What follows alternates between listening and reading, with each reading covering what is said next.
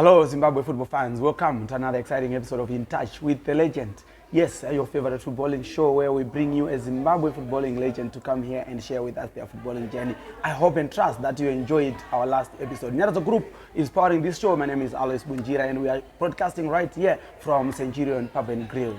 Today, we have got a legend in the house, an expert administrator, famous administrator. He is here to tell us about his footballing journey. His name is Modern Ngwenya.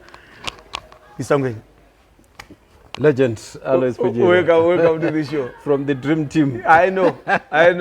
I've known you for a long time. True that. Yes, most of the time I used to know you from afar. From afar, Modern Ngwenya. Yeah. But then we got to meet, we got to know each other, yes, and I got to know you better. We clicked, and we are good friends. Great friends. So. But a lot of people want to know the history. They knew. Okay. Where exactly? We never got to sit down to talk about this in detail. True that. Where were you born? Who is Modern Ngwenya? Yeah, my full name is Modern Sikutele. Sikutele means someone who is active, someone who is always busy, someone who is not lazy. You're already busy in your mother's home. Unfortunately, Modern is my first name by default and not by design, because the first name that I was given was Sikutele by my grandmother. Right, and then Modern I was given weeks later by my father.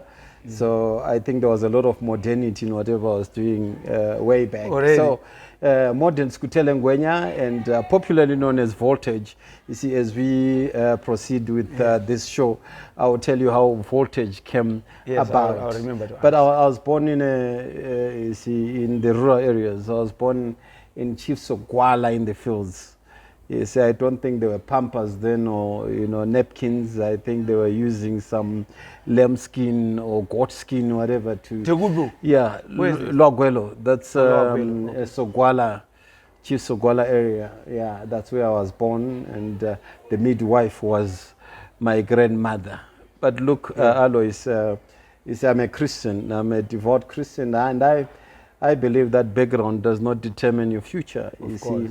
The Lord can take you anywhere. You see, that's what happens. Because when you look at me, probably you're born in a suburban hospital, but I was born in the rural areas where there were no napkins. I was actually born in my mother's kitchen. In your mother's kitchen? In the Bundu, in Wonder so Valley.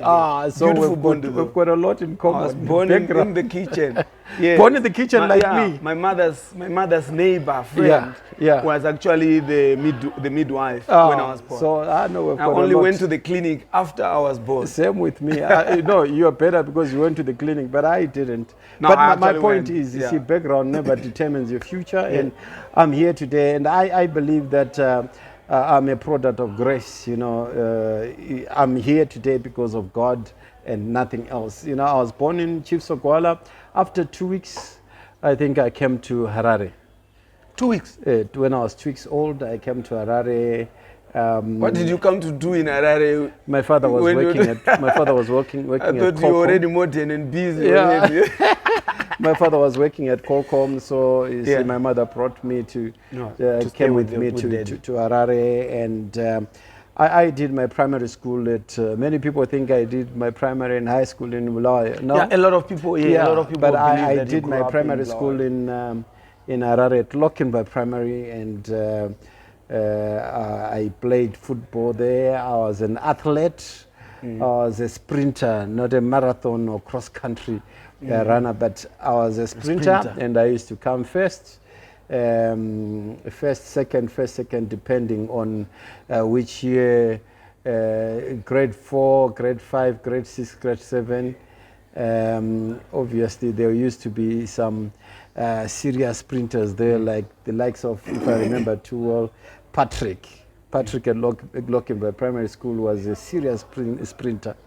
Yeah, and I played soccer at Lochinvar Primary School, and there were some seniors that you may know who later made it in the Premier League, like the likes of Lawrence Chavungama. He played at Lochinvar Primary, and then he later played for Zim Saints. there was some, I do not know why we do not take from, graduate from primary school to high school and to premiership, because there were some good players during that time at Lochinvar Primary. But to cut the story short, like I had many people that influenced, that had a positive influence in my life, like Mrs. Chikara. She used to encourage me to do well at school. And I'll tell you without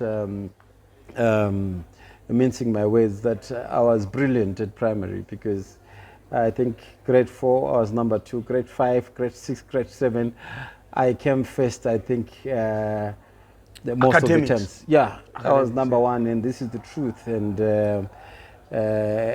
one more because thing of that that is in common between us. Yes. Yeah, because our primary school, you were excellent. Throughout.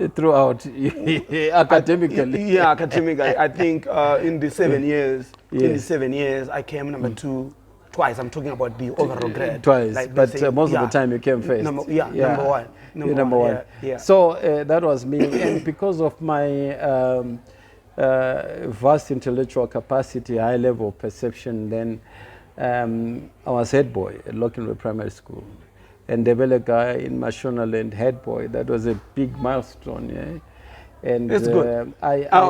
One thing that we don't have in common. So there were many people that never influenced. A group leader. There are many people that really trusted my aptitude in leadership. So my leadership did not start later in years. I started being a leader at my formative years at primary school. Like there were influencers then, Mr. Maraire, who was my grade 7 teacher, Mrs. Zunguza, who was my grade 4 teacher. There were also teachers that did not teach me. You had leadership qualities there. Yes, they saw that. Because there was also Miss Tatira, if my memory serves me right. She was awesome, and then Mrs. Chikonzo. / Mrs. Badze. Those teachers were really good mentors during my formative years. I became head boy, and I was playing soccer. I was playing soccer then. That's good. Yeah. With me now in class, I was too naughty to be even a group leader. But sometimes, it's when it comes to football now, on the football side, I was the captain when I was in grade 4. I was already the captain. In football, when it comes to sport. Yeah. But in class, what happens is sometimes, like when you are naughty, when you are delinquent, they try to silence you by giving you a position. You see, class monitor or prefect. Now I can imagine now.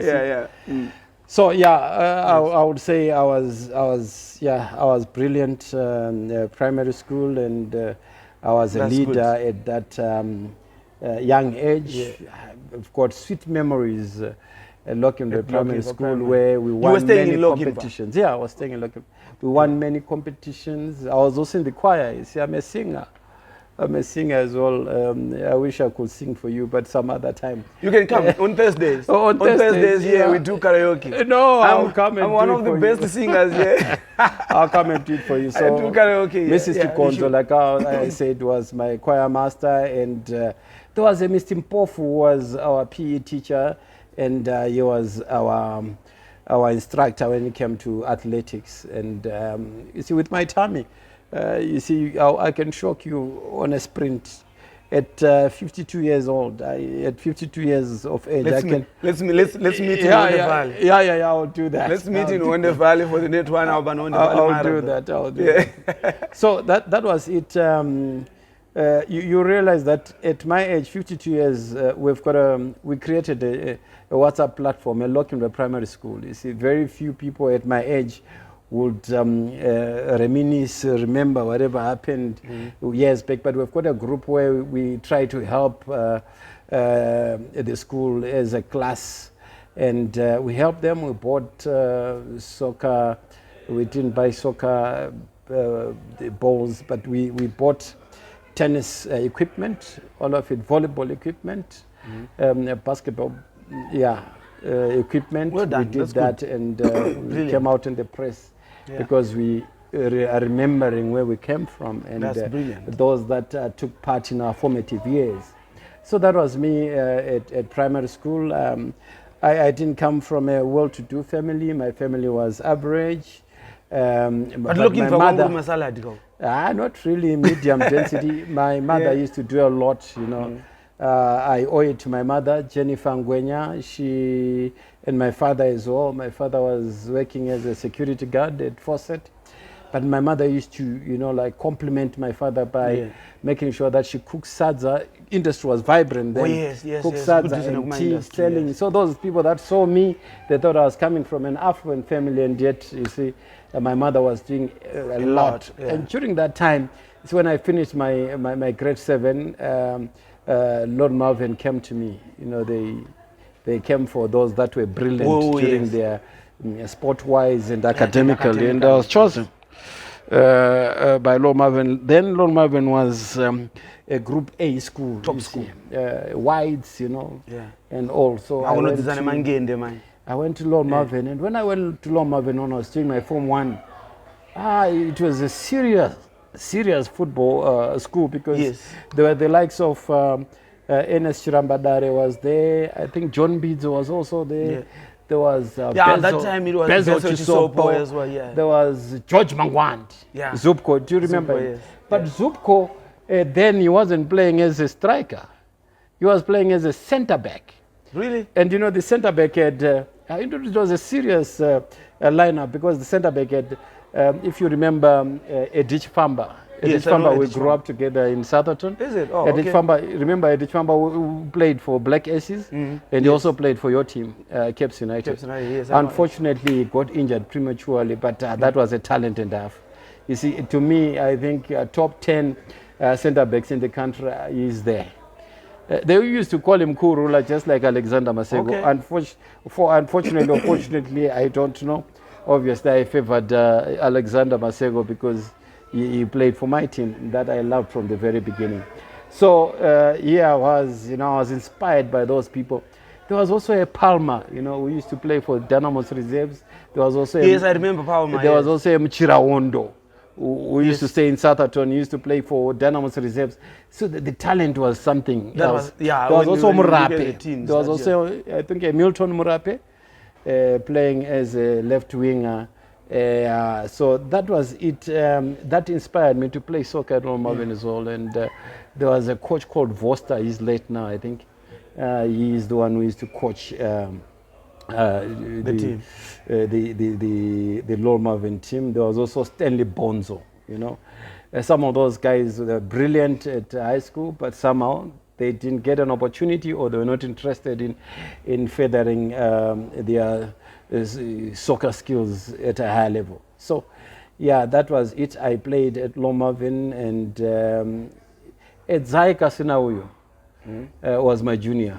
Yes, I can imagine. He was my junior. He blossomed. He blossomed after me. He blossomed after me. There was also a Ziripai, young brother to Vitalis and Claudius. I've forgotten his name, but the youngster used to play well, but I didn't see him after school. So that was it at Lord Marvin. It was a school that was biased towards sports. Yeah, because I remember on the first day at school when I was doing Form 1, I didn't bring my kit for cricket. Where there were some sports that were compulsory. Cricket was compulsory, rugby was compulsory, and cross country was compulsory. Soccer was an option. Imagine. Soccer was an option. So I opted for soccer, but even if you opted for soccer, you still had to play these other ones, you know. So they had to make sure that they tap onto the talent, because they knew that by mass participation, you pick a shoot. True that. And during that time, there were legends at Lord Marvin, the likes of Adams. He was in the first team, Zim Rugby. Were coached by Colin Osborne, the former the coach, Zim Rugby coach, and there was my senior then, Temba Mliswa. Tembo was also at Lord Malvern? Yes, he was at Lord Malvern, and he played... That's a big school, yeah, big sporting it was a big school. There were many stars, you know, some of them I'm forgetting, but we had many stars at Lord Malvern. I enjoyed my time at Lord Malvern. Yeah, they used to call me Ndebere, no, we're Highlanders. Yeah. You know why? Because I supported Highlanders from childhood, from the day I was born. You know, my Ndebele is fluent because it was a crime to speak Shona at home. So I would learn Shona outside home, you know. So I'm a linguist, I can speak Shona. It was criminal? Yeah, it was criminal because, at home, because why? Because I was in Harare, right? Yeah. So they wanted me to know Ndebele. Oh, you know, it had nothing to do with tribalism, but they wanted me to know my mother's language. Okay. So I will speak in Ndebele, and then outside Shona. So as a result, I'm fluent in brilliant. That was good. In Ndebele, ngiyasikhuluma sibili in Ndebele uxakuxaku uyalwazi. Uxakuxaku uyalwazi. Awulwazi phela wena. You see, so Shona, I was also brilliant. I got a B. Shona at O level. Ndakatoita zvinanganuro zviri amwe sasta singwi nemipanda muvazvi whatever ndinotokutaurira zvese tsumo ndokutaura chinokura chinokotama musoro gudwa wechinokoro rina maranga harite se hariputirwi rina maranga rina manyanga whatever hariputirwi rina manyanga hariputirwi. Do you know what it means? Do you know what it means? Yeah, what does it mean? Yes. You know, it actually can also explain what we were talking off camera before we started the show. Now, you know, we're not going to go into detail about that, but it also means that Rinamanyanga Putirwe Kumushunje. That's how you finish it. Yes. You cannot hide something for a long time. No, it will always come out. It simply means that you cannot cover something with a thin veil. Yeah. With a thin veil, because it will always come out. Poke out. So Rinamanyanga, let's say, like the one who always poke the thing and open it up and review what is inside. So you cannot cover it like that. So it will always come out. So that was me. At Lord Malvern, I enjoyed it academically and sports-wise. I enjoyed it, and after Lord Malvern, I did my apprenticeship at Delta. I did electrical power engineering, and the only time I came out an apprenticeship? Yes, as an apprentice. Okay. The only time I came out of Harare was when I went to Masvingo Poly to do my certificate, and Masvingo Poly was still starting then, so there was no diploma courses. You did your apprenticeship at Delta. At Delta, yeah. They are the ones that took you to. Yes, they are the ones. Masvingo, so you know, like Poly to those days when we were apprentices, we were kings because we used to earn money every month. Paid. You used to get paid. You know, there were direct students who were getting, I think they were getting 150 Zim dollars, and we're getting 600 per month. These guys were getting 150 per 3 months. So we're kings, man. We're kings, and people used to look up to us.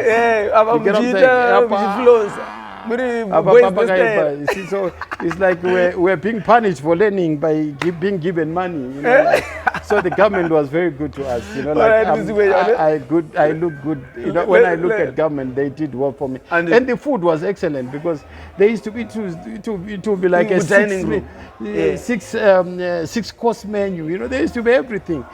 T-bone steak, chicken. See what? Masvingo Poly. Oh. It was brilliant. But so from Masvingo Poly, there were no diploma courses because it was still starting. I had to move to Bulaya Poly. That's the first time that I went to Bulaya, actually, when I did my diploma courses there. Let's go for a break. Yes. Let's go for a break. We take it off from there. Because that's the interesting part. Yeah. That's your association with Bulaya. Lovely. Modern Ngwenya in the house, telling us about his journey. Footballing journey, that is, and he started off in Lower Gwelu, where he was born, and came to Harare when he was 2 weeks old to start working there. I'm just joking. He came to Harare with his mom to stay with their father, and he grew up in Harare. Now we're getting into the second segment after the break, and he is going to be telling us how he got to be associated with Bulawayo. Don't move away. We are back in a moment.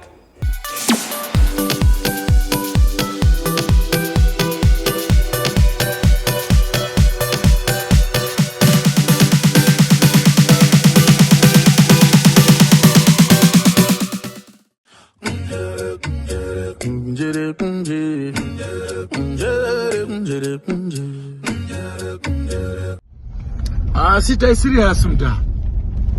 Bafesha peta serious. Dairara mo irisarudu. Daidama kore mazana mana. Sawira huya timborangana. Timboronga tijinemkana.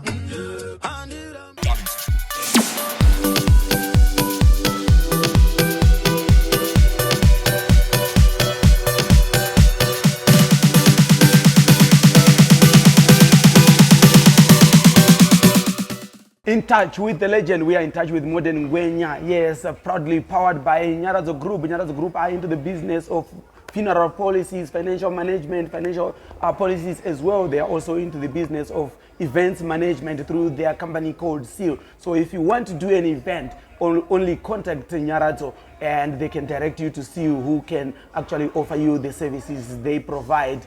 Hiring of tents, hiring of poles, any equipment that you may want to think of. That is for events, you can all hire them from SEAL. They are stationed along Simon Mazoro. They are stationed along Simon Mazoro. I mean, I don't Simon G. They Stephen, they used to they happily call it Simon Maz. Yes, Simon Maz. They are stationed in along Simon Mazoro. So if you want to do an event, they can actually do the event for you, or you can hire equipment for you to actually. They also have a very, very beautiful hall there that you can actually hold your events or host your events there. So you can actually contact SEAL. They can take care of business for you. But back to the story of the day, we have got Modern Ngwenya in the house telling us about his journey, and now he is moving to Bulawayo.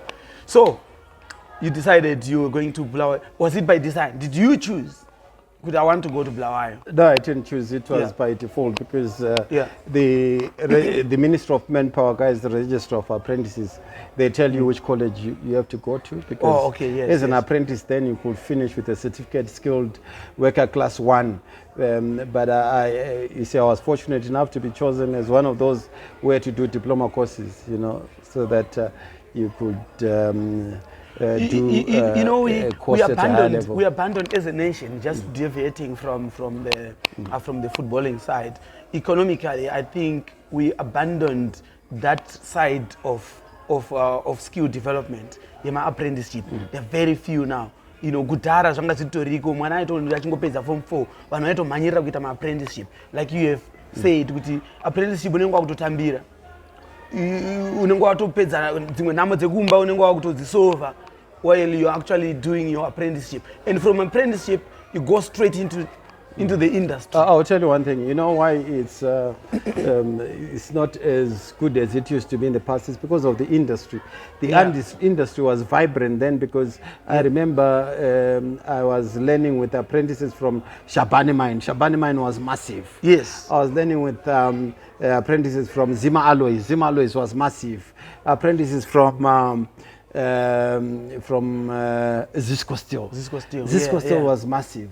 So even National Blankets in Bulawayo, you know, like it was. That's why it was called Gontu Tuziatunga. Yeah. It's because there used to be smoke coming out day and night. Why? Because the industry was vibrant. You get what I'm saying? So that was me. As I told you, I was that's born. Where Gontu Tuziatunga yes, Gontu Tuziatunga came from. Thank Remember, you. Yeah.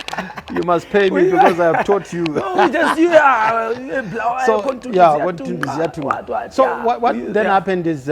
I'm the one, I grew up here, so I had no finances, I had no resources, no capital to be going to Bulawayo to watch Highlanders. I used to watch Highlanders here. You see, you were now a Highlanders fan? I was Highlanders fan from birth. from birth. How did that happen? How did that happen? My uncle used to take me to Rufaro Stadium. Each time Highlanders was playing, he used to take me to Rufaro Stadium, and we used to stay. Why? Yes, What made you? Walter Dube, the late, my uncle, who used to stay in Norton. He played soccer for Unyani. Actually, he was employed because he was a brilliant soccer player for Unyani D1 that time. So he's the one who used to come from Norton, get into a train from Blair. It used to be very early. It used to come early that time. Arrive at 7 o'clock at our home. We eat sadza. My mother cooks sadza, and then we go to Rufaro Stadium. And those days, the ground used to be full at 12 midday. My question, yes. How did you start liking Highlanders? Because my father was Highlanders, my mother was Highlanders, so I was born in a Highlanders family. But the one who was passionate, more passionate than anyone else, was my uncle. Oh, he also loved Highlanders. So he's the one who used to. My father never used to go to the ground. Yes. So I was born in it. I was born. You see, my blood is, my DNA is black and white. So like I didn't know anything else. But you know what? Let me tell you what. I actually watched more matches because I loved soccer from the very beginning. So even when Highlanders was not playing, I would come and watch Highlanders, Dynamo Caps United. Like one match that I remember vividly is the match when the Dynamo supporters were saying, Apera Joashambo, Jubilee headmaster, Apera, and he was coming from an injury, you see. And you guys played Dynamos at Rufaro Stadium. And that day, I remember very well that Dynamos did not have a right back. I think they were injured. We've spoken about it with that. Eric Isam right back. Eric Isam was there. And Dakaona Moto, the guy was seeing stars. And who was the driver of the show? Joel Jubilee Shambo. He was just showing all and sundry that, I'm the headmaster for sure. And he lived up to his name. You get what I'm saying? And that was Joel Jubilee Shambo. And Caps United won 7-0, if I remember. The headline was Caps United hit Dynamos for 7. Yeah. So I used to, but those days, Dynamos was not an ordinary side because it had the likes of Lucky Dube, Angrai Chapo, Oliver Baba Joy Katea, the likes of Ernest Mtano, the likes of Mishek Chidzamba, formerly Marimo, David Mandigora, Kudam Chemei, Karikai Zuze, Jerry, Edward Katere. There was Charles Chola Chirwa. Yes. There was who else was there? There was this prolific goal getter, Gift Getom Pariwa. You see, and the bench used to have the likes of Clayton Monemo, you see, and the likes of Leon Tower.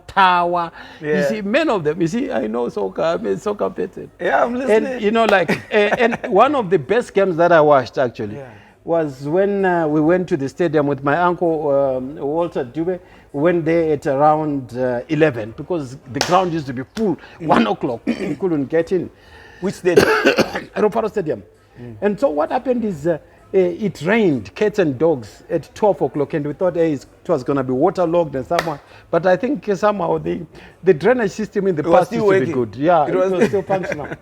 At 1:30, it was dry as if it never rained because there was a sign came out and Highlanders came in. The drainage back then was Highlanders came in. It was it the Nedru Cup final or Chibuku Cup final?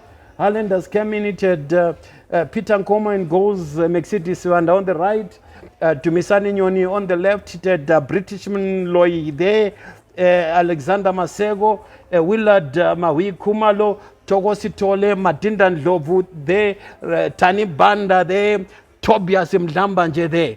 So, and Titus Majola. And then you had, on the bench you had Sidney Zimunya, who was the then under 20 goalkeeper. You had David Piri, you had Namo Shambira, you had Dumisani Ngulube, you had the likes of who else was there? I think Ngobizita Mainzanisi was coming from the juniors. Still around. Dumisani Ngulube. I'm not sure about that one, whether he's still alive or not. I'm not sure about that one. But Sidney Zimunya, Namushambira, I don't think he's still around. Yeah, but Sidney Zimunya is still around. Yeah. You know, I would have loved to talk to Misani Ngulube or Namushambira or Tobias Mchikambanje. Those three guys. They used to give me. Tobias Mchikambanje, I've seen him, and he's still alive. Tobias Mchikambanje. If you want an interview with him, I'll give you his number. Yes. He's still he's actually a counselor, I think, or former counselor. Those four. Yeah. With Amin Somapiri. You know, they used to be a pain to me, a pain. Yeah. Because those guys, they used to come off the bench. Yes. And score crucial goals every time you see Dumisani Ngulube warming up. You say, oh my God. Damushambira with Tobias Mchikambanje. They used to come. Amin Soma. Yeah. So, Alois, that remains the best game that I've watched. Who they playing? Dynamos. Dynamos was lining up, like I told you, the Oliver Kateas, the Angrai Chapos, the Lucky Dubes, Moses Chunga. And Moses Chunga was on fire. But you know, like we had stars from our side, Mercedes Rambos. No, that generation of Highlanders. The best right back in the country ever. That's the best generation of Highlanders. Yes, and then we've got Dumisani Savimbi Nyoni, the best penalty taker. And you had Alexander Kurula Masego, Willard Kumalo there, Madinda. There's one name that you carry on jumping and omitting. Yes. One name. Which one? Fano Ngube. Why are you jumping? I will tell you one thing. Yeah, tell me. You see, when I started watching Highlanders, Fano Ngube was a right back, right?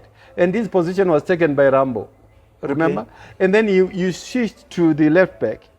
And then his position was taken by Dumisani Nyoni. Yeah. You get what I'm saying? So I didn't watch a lot of games. He didn't play centre back? No? He played centre back. He was like a utility player, but you know, to me, that was the best match that I've watched, because the first goal, it was like Matinda and Oliver Katia on the touchline. But Matinda could run, you know, like he out-sprinted Baba Joy to an extent that people that thought it was an offside, because I think he out-sprinted by 15 yards or so. And then he scored a goal. They thought it was an offside, but no, he was out-sprinted. And then the second goal was a diving header from Tobias Mchikambanje. They thought it was an offside as well, because a flashing header, you know, speed and stuff like that. He came out of a cluster of defenders. And then Dynamos got its consolation from Moses Chunga. You know, Moses Chunga's penalties were difficult to catch. And obviously our keeper, Peter Nkomo, roof, far corner, roof, and we defended like our lives depended on it. And I loved the Highlanders more because that was a star-studded team. I've never seen such. That was before you moved to. That was before.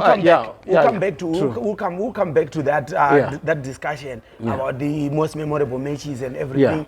We wanna move with the story. You now at Harare Paul, at Blawa Paul. Yes. You moved to Blawa Paul. Oh, Blawa Paul. You see, remember I was watching these games in Harare. Now I didn't know about the atmosphere at Babafu Stadium. I then went to Babafu Stadium for the first time. You know, I told my guys that, guys, please don't wear these Dynamos t-shirts. It's not nice, the stadium, if you wear these, but they didn't take heed to my counsel or to my whatever, and I don't want to tell you what happened, you know, like after the game. But anyway, let's leave it there. For this forearmed. So I went there. The atmosphere was electric. I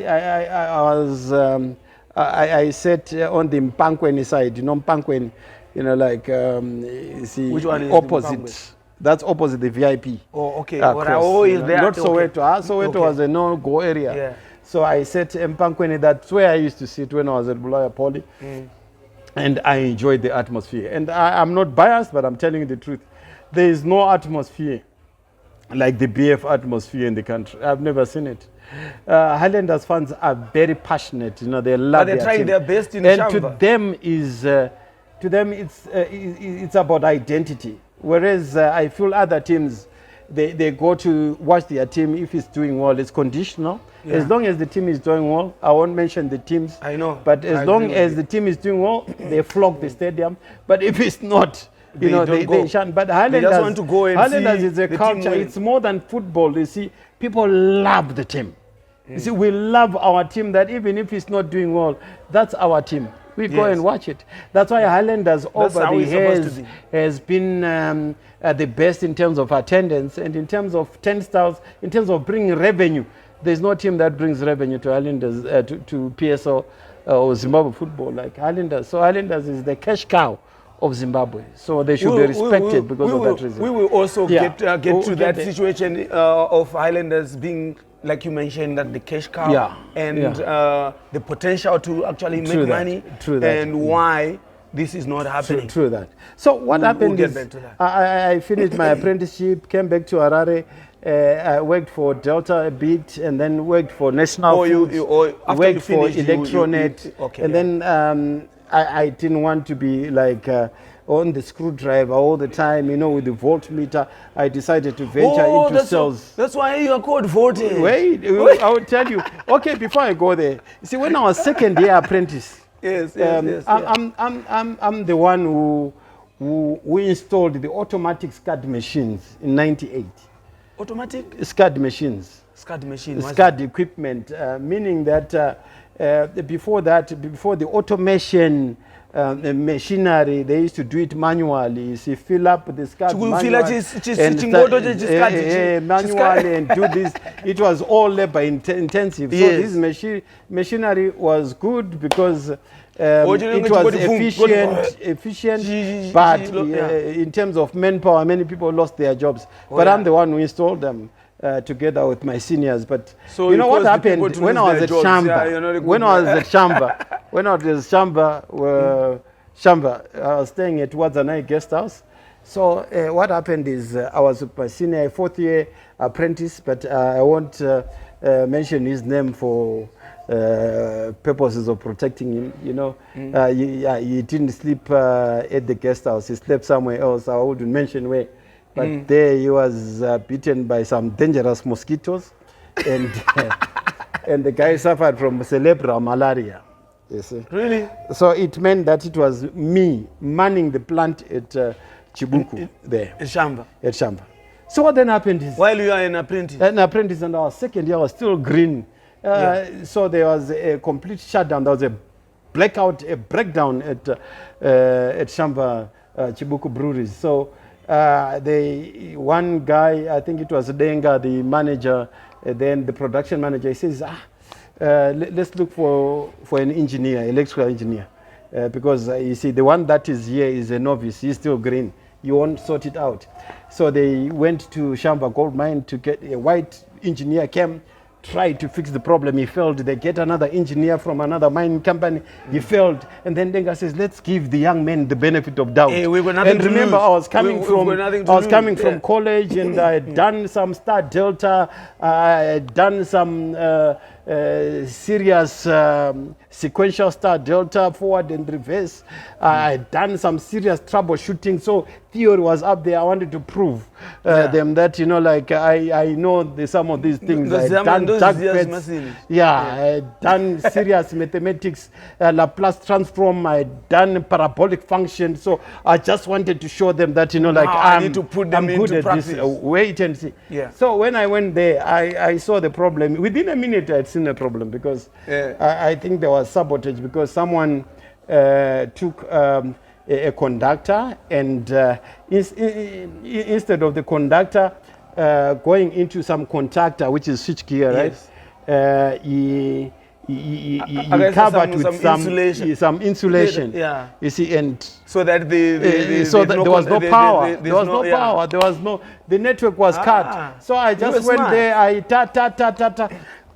for me to, you know, I couldn't sort it out within a minute because they would have thought it was easy. So I started drawing some circuits, you know, and stuff like that, and coming up with diagrams. And I was told by the brewery manager that I told everyone who was going out that please go to your positions and say, we'll cancel your contract, we'll terminate your contract if you fail to do. You had no got your positions, and then I just went. What I just did is I just did cable termination and made sure that the star delta connection was mechanically and electrically sound, and then I started the machine. The boiler went boom. You see, the SCAD machine went boom. You see, the days used to score in a cup final. They used to lift you up like that. So they lifted me up, throwing me up and saying, voltage, voltage, voltage. That's where the name voltage came from. You see, voltage. That Murima unoziva gesi manu. Indota leya ziketsi. Voltage. Never no break. We go for a break. Let's go and laugh, and we come back and carry on with the story. Don't move away.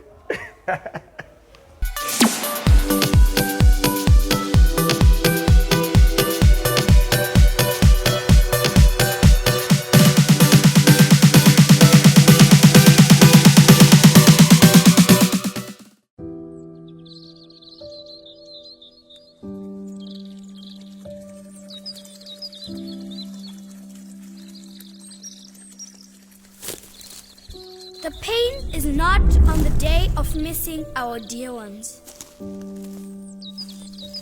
The pain is really when you live without them and with their presence in your mind. But there is always a friend that will stand by you in those times. A friend that holds you close.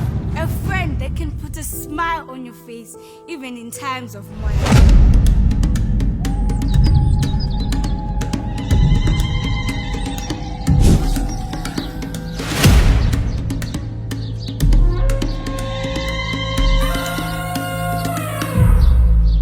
Munyaradzi, Umdudus, the comforter, Sawira Mukuru, Umgani Omkuru. Every day we celebrate the love shared, the smiles shared, the journey endured together, the burdens made lighter. Sawira Wemuri, Umgani Wemuri, Sawira Mukuru, Tofamba newe, nawe uhamba nathi.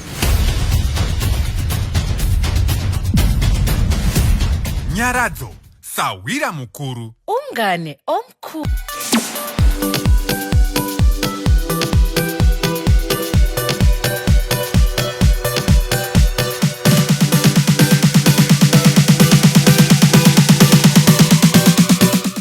Welcome back in touch with the legend. If you are not enjoying this show, I don't know what you want to enjoy, but I am definitely enjoying this show. The life and journey of Modern Ngwenya.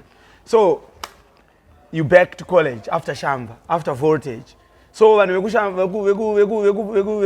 poly man. Poly, Poly. Did they know you did miracles there? I told them. I definitely told them when I was taking my diploma courses. They respected me because I was also very good at school, and I had many people who loved me. We're very good when group. you go to school, we're tight. You see, we're tight. But in terms of playing soccer, I wasn't playing. I wasn't playing at college. I played in Masvingo Poly, but Bulaya Poly, I was just concentrating on my course because it was a bit hard. So hey, we had to concentrate. But like I told you, the best experience was Baba Full Stadium, where the atmosphere was electric all the time. So I never missed Baba. And remember, that's when I started following Highlanders all over the country because I had the money. Okay. I had the money as an apprentice. Not only that, I was motivated by what I had seen at Baba Full Stadium. Yeah. So I started following the team across the team, across and the country. now it was the real thing because Rufaro Stadium, we used to be outnumbered by Dynamos, you see. But there at Baba Full Stadium were predominantly Highlanders, and it was a good atmosphere. And as I grew up, like I then developed this interest in leadership. In leadership, obviously, the team that I wanted to lead was Highlanders. Yes. And but before that, like when I finished my apprenticeship, like I told you, worked for Delta, worked for National Foods, worked for Electronet. I then ventured into sales. I was a sales engineer for Solid Electric. That's where I learned to do my own business. I applaud Lloyd Zinochkiwe, the director, the founder and CEO of Solid Electric, a brilliant man. Who has got love. He's the one who trained me on the marketing side, because I was used on the technical, so I technical and marketing side. He trained me how to run a company, how to do. He gave me that leeway to enjoy myself, to sell products, electrical switch gear. We were also doing generators and all, and we're doing installation, power installation, doing routine preventative maintenance, also doing overhead lines, not only constructing them, but also supplying. He taught me how to do business. Yeah. He is the one person who inspired me to start my own business, where I'm founder and CEO of Vermont Electric, a leading electrical company in sub-Saharan Africa. When I started it, there are people that are so dear to me who helped me start. Yeah. The likes of Dr. Kudakwasha Tagure, when he started Sakunda, Sakunda Energy, he gave me jobs. I powered most of the Sakunda garages, and I also did overhead lines for him and stuff like that. And he's a good man. I'm telling you, he inspired me. He taught me how to be a good businessman, because he's the one who set me up in business. I bought my first Mac 350 E350. I said, please, may I have money to buy I went to Durban, where we are going tomorrow. I got to Durban, and I went to Durban and bought a mint whatever, and came back with it and showed him and says, but to me, I was something, to me, that was the best. So he has always promoted me, and he's a good mentor. And he can be angry with you today, but the next moment he's okay. He has always promoted me in business and shaped me. So that meant one side that I know for him from Dr. Kudakwa Shetagure is he's a philanthropist, and he has got a big heart. He has got a good heart, and even if you make mistakes, he forgives you and he gives you another chance, and that makes him have a Christian characteristic. I don't know him that much. I just know about reading about him and in the newspapers and obviously on social media and what have you. But one thing that I just loved about him, that touched my heart, is when he wanted to renovate Rufaro Stadium, when he wanted to take over Rufaro Stadium. And I thought, oh my God, here we go now. We are going to have a world-class stadium at last. And I was all for that idea until spanners were thrown into those rights. I was so heartbroken. I was hearted because you know what happened? I thought he was sincere and he really wanted to do this. When he sent the engineers to South Africa, he sent the engineers to Spain to study how stadiums look. I was like, here we go now. We are going to have a world-class stadium. I was hearted because for me it was a financial benefit. Yes, you were going to be the one who was going to do the lighting.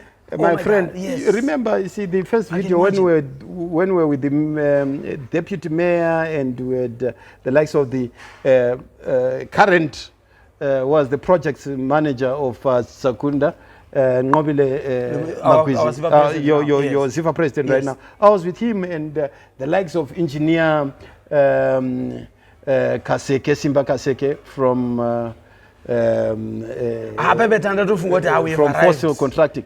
I'll tell you one thing. Let me be honest with you. I thought we had arrived. What happened is I was going to make money. But I was going to do a good job. Now, it was going to be mutually beneficial. Now looking back, I can actually imagine. I do a good Voltage job. Was going to be... Yes. Oh my God. You see, but imagine we lost out. I'm not... we're not going to go into the nitty-gritties, why it failed, why it didn't work out. But I know. Look, but it was a loss. It was a big loss for the country. It was a big loss for you, for me. For all of us. In fact, because now I'll be good to go. But look, that's about Dr. Kudakwasha Tagure. He's a big heart. He helped me to be what I am business-wise. You may not know the impact that he had on me, but look, he continues to bless me, and may the good Lord bless him exceedingly abundantly above his expectations, imaginations, and dreams. So that was the business part. And right now, like I told you, I powered all the truck garages, most of them. I powered all the most of the Sakunda garages.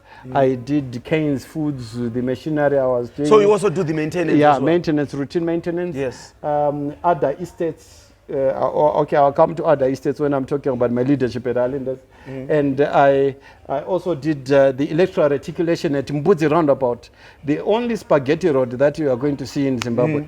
I did. You did all the lights? Not the lighting. The lighting I didn't do, but the electoral reticulation in terms of cabling, and stuff like the overhead line. The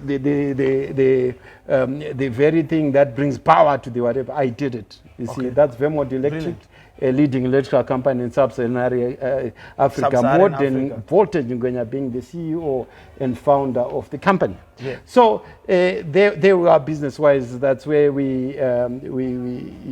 that's where I am right now. And then how when did it comes you get into Highlanders? 2015. Yeah, 2015, they were the owners or the shareholders of Trek Petroleum decided to go into partnership with government on other estates, right? So they had other Sanyati, other Dorin in Kadoma, other Antelope in like all the others. Mapisa, not all of them, those ones. And then there was other Ingwizi. So, you know, those were, we had primitive technology. So I had to go there to make sure that there was power, constructing overhead lines, some of them 10 kilometers, some of them 6 kilometers, you know, big transformers, you know, like working on 33 kV lines and stuff like that. That's what pushed me to go to Bulaya, because I was closer. Mapisa is about 120 kilometers from Bulaya, so Harare meant I was not close to there. Oh, but, so you had to go stay. I had to go there. And when I was doing those, it was a $351,000 project. And when I was there, I made a bit of money there, because at one time I would have 20,000 this side and 10,000 this side. What are you doing with it? Yeah, I don't know where it went. But you were not throwing it around like Nigerians. I invested. I don't know. So you know what happened? When I was still there, I decided, no, I was shuttling, but then came an opportunity. Remember, I was Highlanders chapter chairperson, Highlanders Harare chapter chairperson in 2014. In 2014, no, you hadn't told me. Where I was hosting the team, you know, in terms of training ground, whenever they came for their matches in Harare, in terms of their accommodation sometimes, in terms of their meals. So I was spearheading that, and I think we're doing a good job, you know, like I was that executive, I was the chairman, and my vice was my vice, Ulokuzen, there was Mushabanu as the treasurer, and my vice was Derek. And there was DJ Danny as committee member, and so, and people that motivated me to go into that committee was Lindela Chuma and Lawrence Mapos. You know, they are serious Highlander supporters. I know, and they really, Lindela Chuma is one of the few soccer, agents, players agents accredited in the country. I think there are 6 or 7 of them. So they are the ones that motivated me and said, please, you know, you are a leader. Lead us. I led them, and I think I led them all. And then I saw an opportunity. Many people then recommended that I go to the Highlanders executive. Yeah. So in 2016, I contested in the Highlanders election. And I won. I was contesting with the likes of Mgcini Mpofu, the likes of the current chairman, Kenim Mhlope, and vice chairman position, and I won. Yeah. It wasn't easy. I won by 4 votes. Yeah. It wasn't easy, but I worked hard, because I was telling them across the country that working hard. What campaigning. You see, unlike at ZIFA, Highlanders, when you campaign and they see that you have potential, they reward you for that. So what's the difference with ZIFA? No, let's not talk about it. But anyway, Okay, all right. let's not talk about that. Let's talk. Let's talk about modern Ngwenya. Modern Ngwenya, yeah. So Yes. what then happened is I became vice chairman of Highlanders, and I enjoyed myself. They embraced me. There was the chairman was Peter Dube. Peter Dube, yes. And there was Wisdom Mapena as committee member. Treasurer was Donald Ndebele, and the secretary was remember Emerton Lovu. Yes, who I know was Emerton, the Highlanders doctor. physiotherapist for a He long was also time. the national team Yes, national team, whatever. Yes, yes, And I worked with him with the national we team, worked very well together. And then when Peter Dube was suspended by ZIFA, I then took over as As the chairman.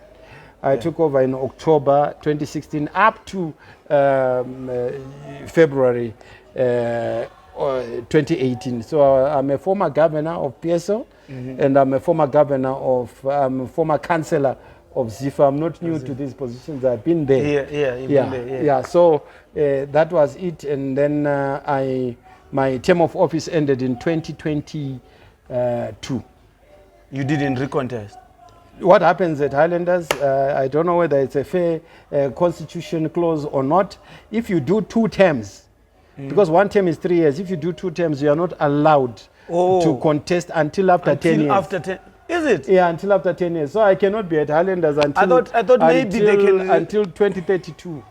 You see, which is I not thought fair they can because they remove you from contesting for 1 term. no, come back. it's not like that until after 10 years. But I think as Highlanders were seeing best how we can improve it and amending the constitution. Obviously, those that put across that clause had a reason for it. Yeah. But I think we're improving constitution because in terms of structure and in terms of stability, I think Highlanders owes stability and its sustainability to the culture that is there and to the structure that is there, because you cannot do what you want at Highlanders, like you have to follow that, and it has worked for a long time, and because it has worked, I suppose it's okay, even though I'm going to be out for 10 years, but as long as Highlanders is existing because of the structure, I'm good, because number one, I'm part of Highlanders, I'm a life member of Highlanders, so I've got a contribution at Highlanders. You contribute so every time.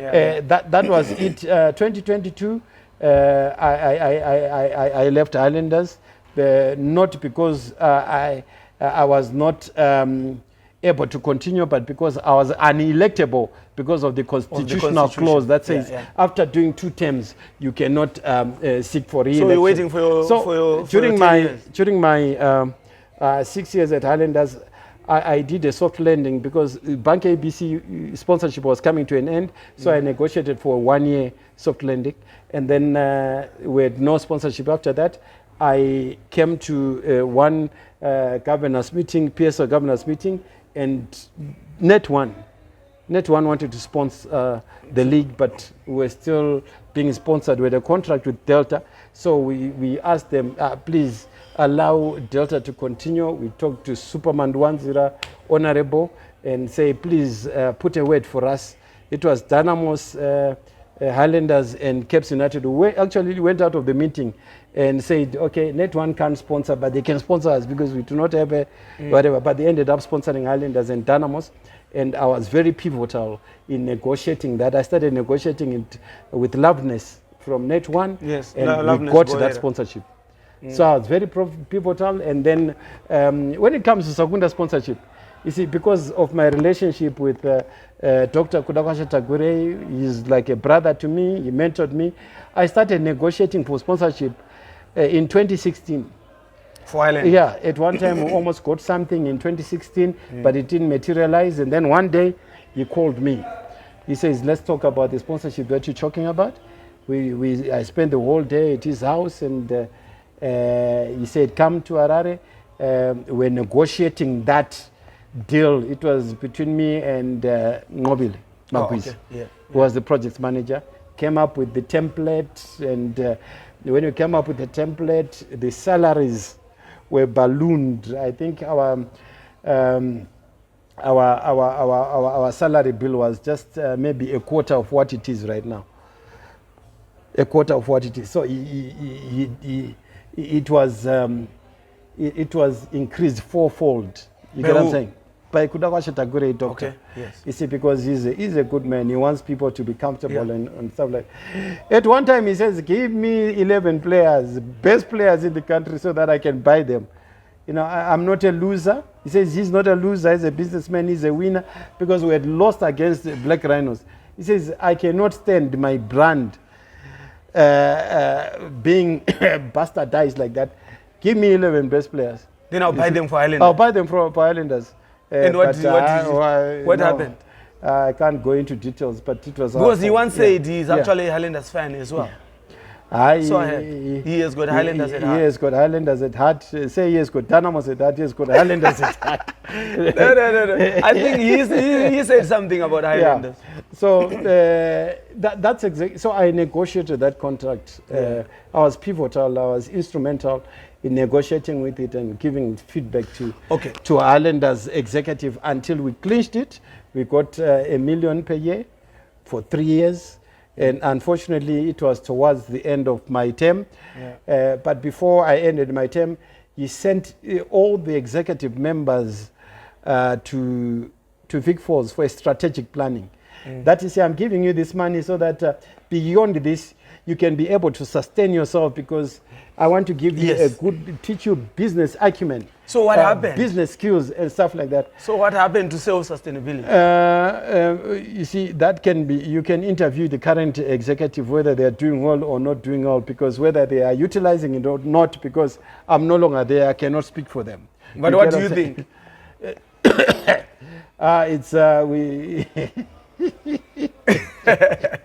It's work in progress. It's work in progress. It's work in progress. Can I ask one question? It's gonna come out right. Can I ask one question? When Sakunda came in to the picture, it coincided with the renovations that were happening at the sports club, at the Highlanders Sports Club. So at some point, I actually thought it was Sakunda who were doing the renovations at that. Then I later on discovered. So you talked about self-sustainability. Yes. What's going on with the Highlanders Sports Club? Because I thought that was an opportunity for that sports club to be developed into a modern day sports club for Have you been to the sports club lately? Yes, I've been there. I would have thought that was a time for even a lodge to be built there. Then they modernized the pitches, Jurao electronic billboards around. I sincerely thought, here we go. This was the perfect opportunity. You would have thought by now we could be driving into the Highlanders Sports Club, well paved, electronic billboard, welcome to the home of Highlanders, a nice Jurao, the soccer fields, a camping lodge. Because the area is full. It's a big area. All right. No, that's fine. Like I said, it's work in progress. Obviously, I passed on the baton to those that were coming in. But before I left, Dr. Kudawasha Tagore came to the club office and he was not happy with the state. He says he's going to improve it. He's going to spruce it up, and I know he's going to do it because he's a man of his words. He doesn't only preach the gospel, he lives the gospel. So, but because of the skills that we had learnt in Vic Falls, you see, as an executive, we came up with an initiative to spruce up the clubhouse using some partnership kind of scenario where you see someone pours his money and then runs it for us until a certain period. He comes out, but we've got a structure that's good. If you compare the clubhouse of old and the current, you realize that it's a brilliant clubhouse. I love it. The clubhouse that is there is opulent. It's what. So I love it. It's one of the pluses at Highlanders where you are saying what we learnt at Vic Falls, we are putting into practice. We are not suffering from an implementation paralysis. We are implementing exactly what we learnt there. So that's Highlanders for me. And when our term of office ended, then came the idea, where to Ngwenya? What do I do now? I then decided, no. I'm passionate about this game, and like I know the mission of football. Yeah. And the mission of football is to promote, develop, you see, football in the country. Fostering a culture of excellence, sportsmanship, and inclusivity. I said, okay, how best can I implement this mission? And I saw the vision. I had a vision because men without a vision perish. Yeah. You see, that's what the Bible says. When you don't have a vision, you perish. It's clear. So I said, the vision, what is my vision? What is the general vision of football? Is to ensure that Zimbabwean football becomes the leading FA in sub-Saharan Africa.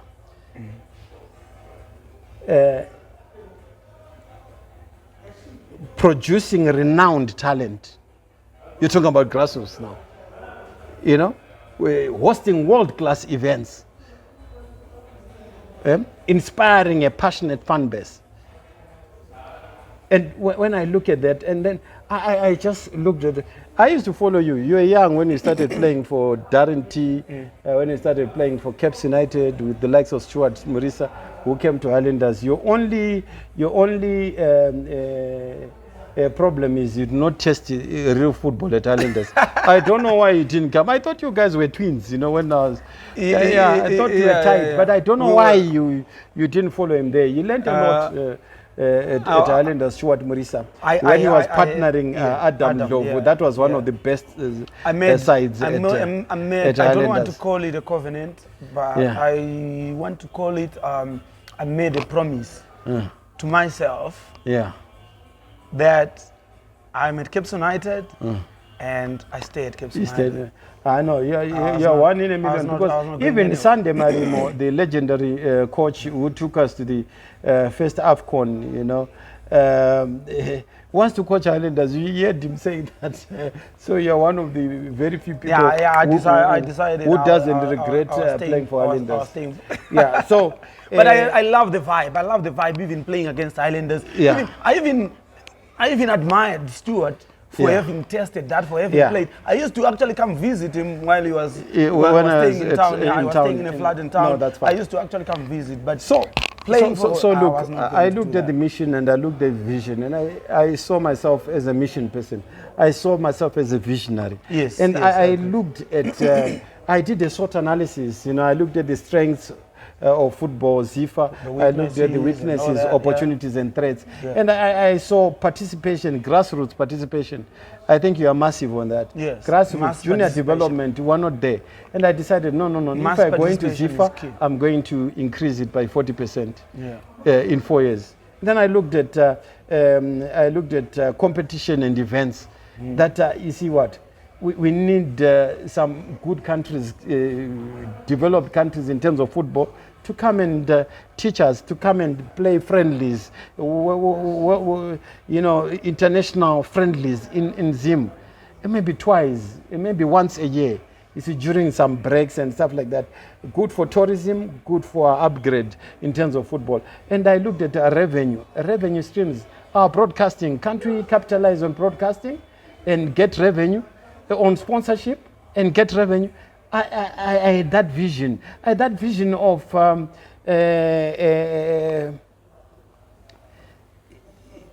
corporate governance, transparency, accountability. Let's have people, leaders who are accountable, leaders who are transparent. And I believe without an iota of doubt that I'm transparent. That's my and passion. I'm accountable. Accountability based on what I've done at Highlanders. Accountability, integrity, and transparency. Yes. Those are the qualities that we desperately need.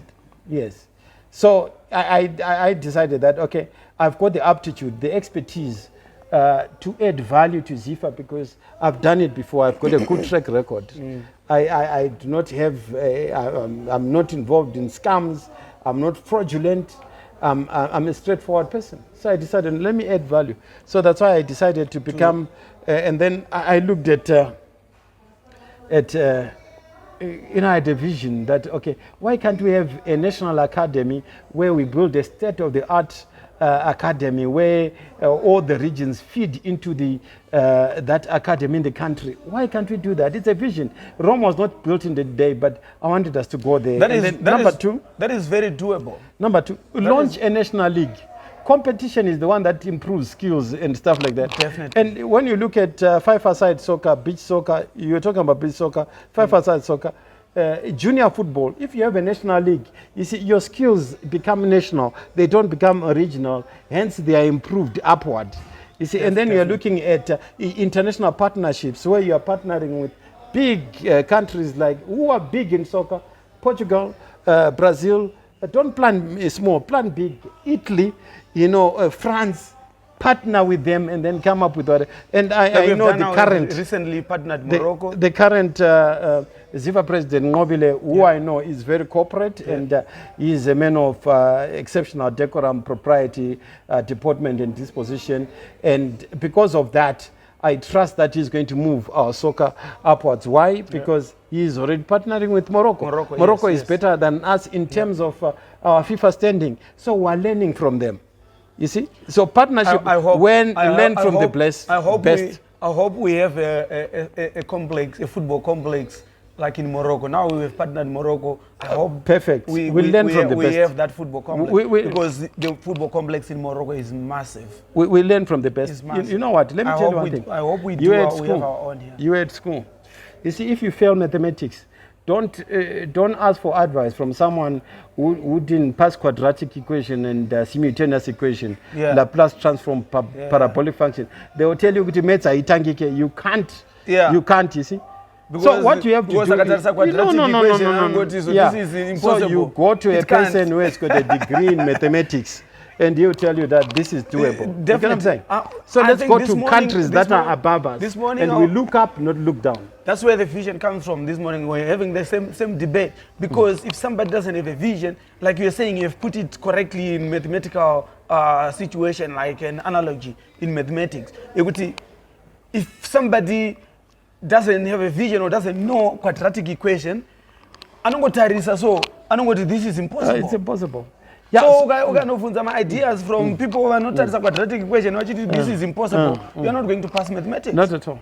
So you're looking at that, and I just looked at the internet strategy. That let's take advantage of the social media. Let's take advantage of the streaming.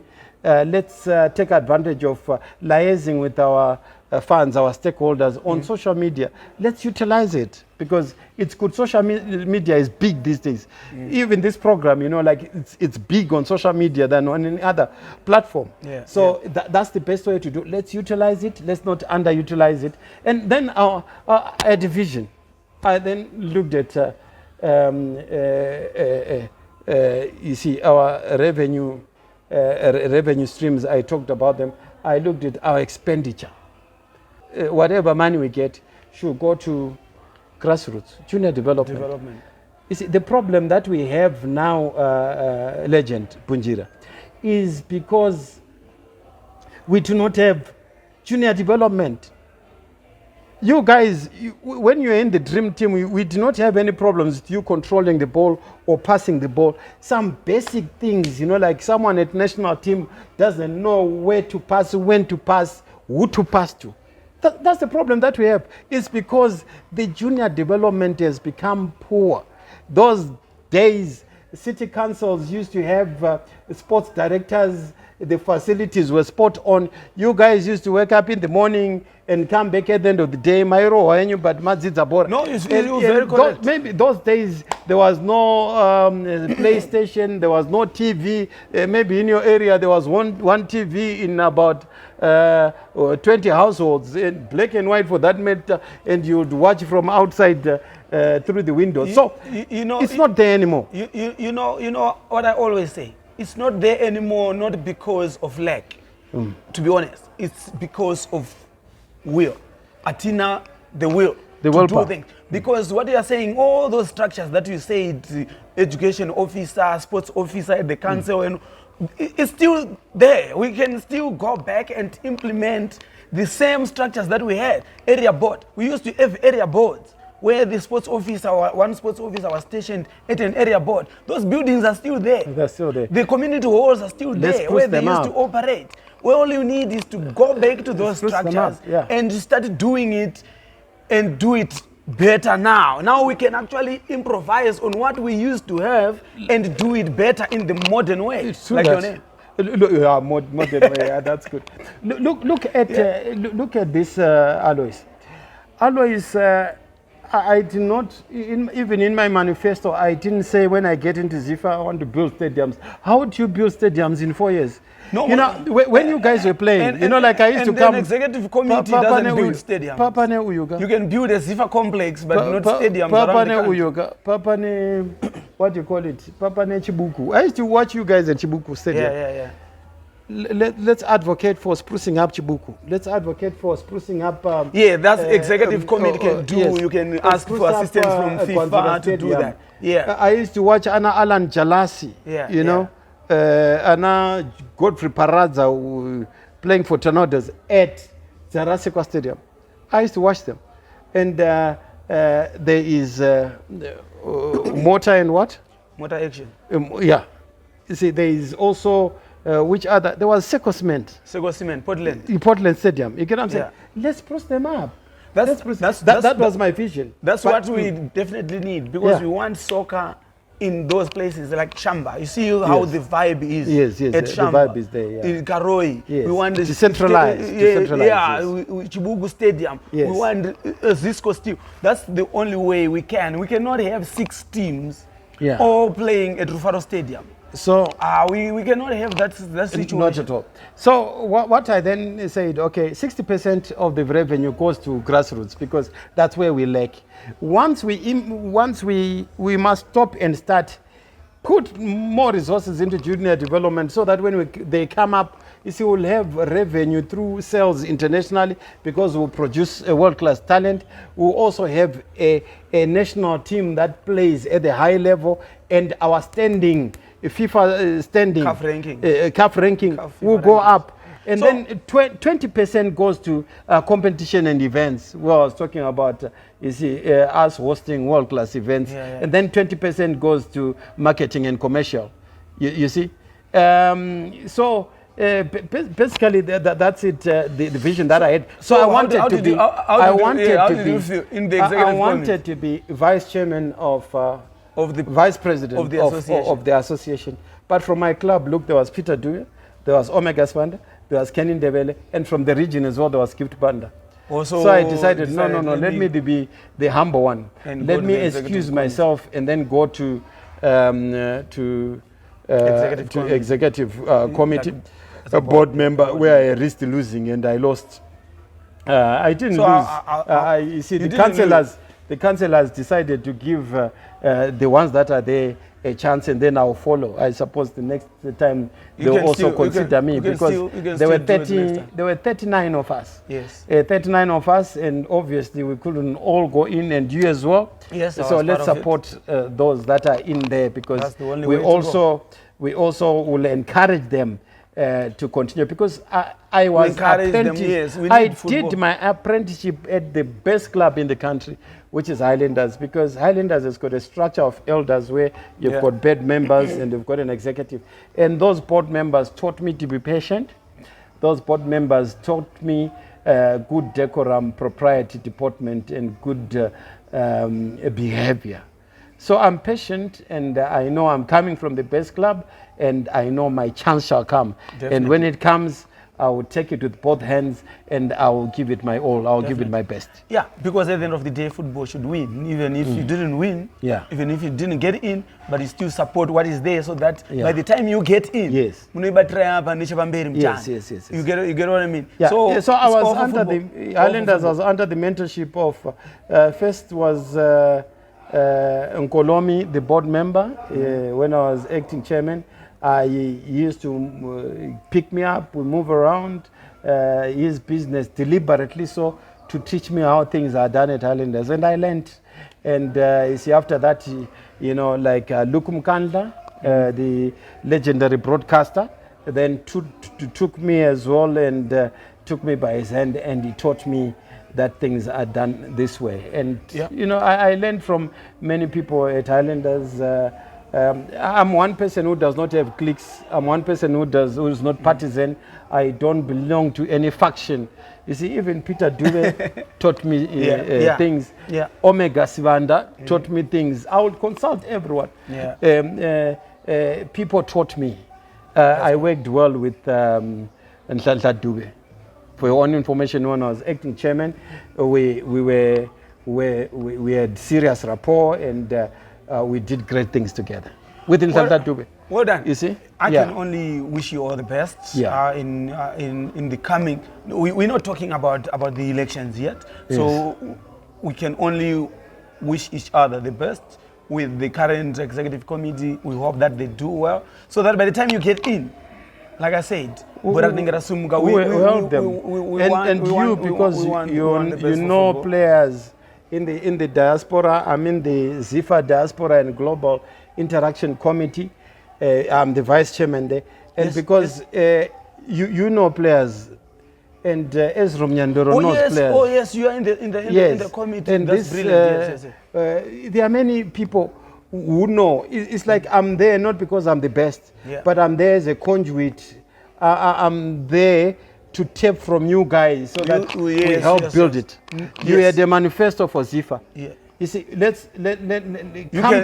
you can pick something. Come through with it. Come through with it. As long as the ZIFA board is understanding, and I think they are understanding. Tell them, let's achieve this, because at the end of the day, football must be the winner. It's not about Alois, it's not about Modern, it's about Zim football. About Zim football. And we want Zim football to grow. Anyway, thank you so much for coming on to the show. Just one last question. Highlanders, you are so passionate about Highlanders. So throughout the years, when you started supporting Highlanders, to this day, Highlanders has had almost thousands of players that have played for Highlanders, I should think. Throughout the time that you have been, from the time you were born into Highlanders, until today. Now, sitting here, you have got all these players that have played for Highlanders all these years. They are sitting in this room, and you want to play against our Akli of Egypt in a game tomorrow. You are selecting the best 11 out of all those players that have played for Highlanders since you were born to this day. I want your best 11. Before goalkeeper. Before I come up with the best 11, may I thank the likes of Ngwenya Nkolomi, the likes of Luke Mkan, the likes of Omega Sivanda, the likes of Kennedy Ndebele, the likes of Lindela Chuma, the likes of Lawrence, the likes of Tapela. Tapela is the big man, you know, an astute leader. Andrew Tapela, former Southern Region chairman and the former Highlanders executive secretary, general secretary rather. The likes of Nhlanhla Dube, even Kenneth Mhlope, the likes of who is this Odion Komo. You see, they are the ones that molded me to be what I am. And for those that I didn't mention, because of my compromised memory, I'm sorry, but there are many people that really contributed to my growth.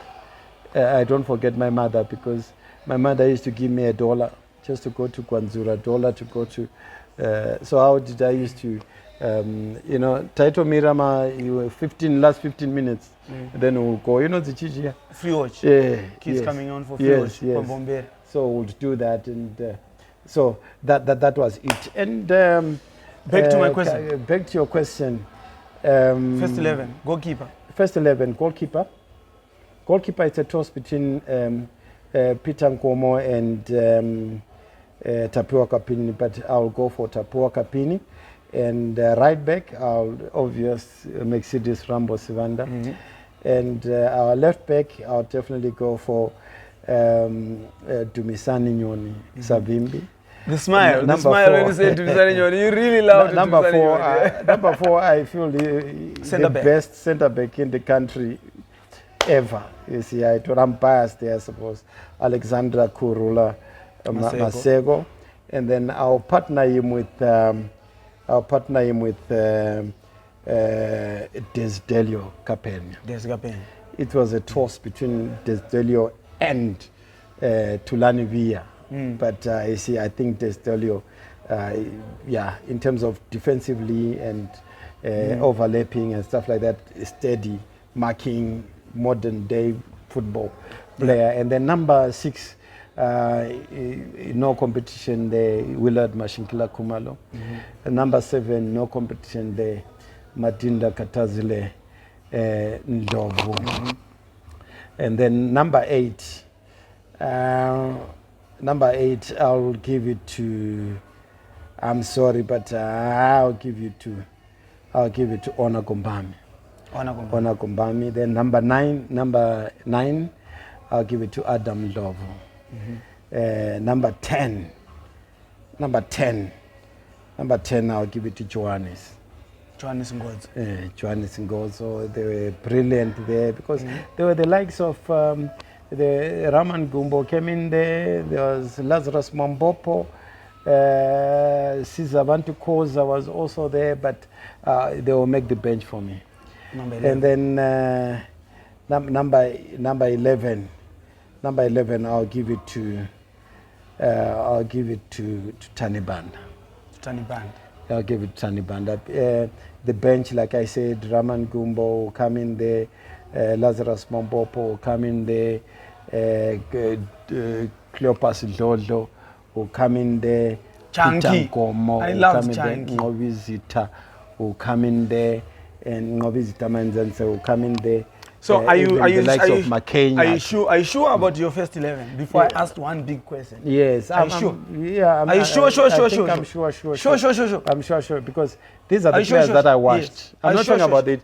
You see, my uncle Timon Malwalega, he was Majuta Mpofu, he was good, but I didn't watch them. Yes, I'm talking about those that I watched. Yes. Are you sure? Yes, I'm sure. Then you know, no. Okay. You know what? Yeah. My problem is I was just looking at those that played more at Highlanders because Peter Ndlovu, I suppose, is an international legend, and he is. No. So when it comes to my first 11, he played for my first 11, I'm removing Tani Banda. And then I'm having the I'm having the 3 Ndlovu brothers. Because, you know, like when you talk of Peter Ndlovu, he's a larger than life character. You know, for me to put him at Highlanders, he is. You know, I would say he's my number one Zim legend. It's more like I'm belittling him. It's more like not put him at Highlanders. No. Because he's a national icon. No, okay. It's more like someone saying that you can't put Moses Chunga in the all-time Dynamo's first 11 because he's a Zimbabwe legend. No, you cannot. He became a Zimbabwe legend from Dynamos. Peter Ndlovu became a Highlanders, a Zimbabwe legend. He was true. You're very right. You know why I forgot it? That was my biggest question. I was looking from a local perspective, but not an international. That's why I kept on asking, are you sure? Peter Ndlovu, way above the rest when it comes to Highlanders. And national team, can I ask way above the rest. Can I ask another big question? Yes. Benjamin Konjera? No? Benjamin Konjera would take the place of Ona Gombami. I'm telling you the truth. I'm not changing yours. Yes. I'm not changing yours. You know what? I'll keep yours. It's called a memory lapse. Benjamin Konjera was phenomenal. Okay. He was phenomenal. That's why you are there as a host, to remind me. Benjamin Konjera, yes. But if you mention someone, I'll tell you, I know this one. No. But Benjamin Konjera. No, I just said So what happens I just said these two questions. Okay, these two. So yes. Number 1, Tapuaka Opinion, 2, Maxidis Vanda, 3, now the final correction now. The twin centre backs, Tezika Pena and Alexander Masego, 6, Willard Kumalo, 7, Matinda Ndlovu, 8, Benjamin Konjera, 9, Adam Ndlovu, 10, Johannes Ngozo, 11, Peter Ndlovu. So the Tani Banders then go to the bench, and the Honor Gombamis, the Caesar Causers go to the bench. Now I don't have a question. Yeah. This now you is have strong. How is the first 11? No, this is strong. And thanks This to is you, strong. Legend Alois, for improving my Your team. my team. Not only for reminding me, because naturally as human beings we've got memory lapses. Yes. Yeah. Thank you so much. Yes. Yeah. This is great. Thank Thank you, you so Legend. much for coming onto the show. I wish you all the best in the next elections. I can see that you're so passionate about football. You've got a vision, and we want that vision to come through. Thank you. I hope that happens. And all the best as well in your personal business with Vermont Electronics. Yes. I hope it keeps on growing. Thank you. It keeps on growing. Also, because Thank you for having me. Thank you. All the time, anytime, 24/7. Thank you, sir. 24/7. So, no, in terms of working, I'm not waiting for the elections. I'm helping the guys that are there. Just like you're helping the guys that are there. The president, we help him to be our figurehead to lead us to Canaan. But I also there will want be many hurdles. The problem is not in the problem, but the problem is in how we solve the problems. We're not doing it for ourselves, but for football. Like I said, football must be the winner. Yes, exactly. Yes. Most definitely. Yes. And one last but not least, I want you here on Thursday to check out your vocal prowess at karaoke. I want you to sing. I'm a I want you serious to sing thing. at karaoke. I am so and we have happy that, today. and you have drinks. It's very interesting. We have drinks on Thursday, and we do our singing. That's fine. Yeah. So I see you am on so happy today. I have got here Alois. Yeah. Thank you, my brother. That's Ngwenya. That's Ngwenya. He was here telling us about his footballing journey, and you can actually see that the man is vibey. He has got energy, he's got ambition, he's got vision, and everything. And that's what we need. You know, we need positivity in everything that we do. Thank you so much for coming. Thank you so much for watching, guys. Let's meet again next week when we bring you another Zimbabwe footballing legend to come and share with us their footballing journey. As a group was sponsoring this show. My name is Alois Munjira, right here at St. John Pub and Grill. Like I said, see you next week. Ta. Cheers.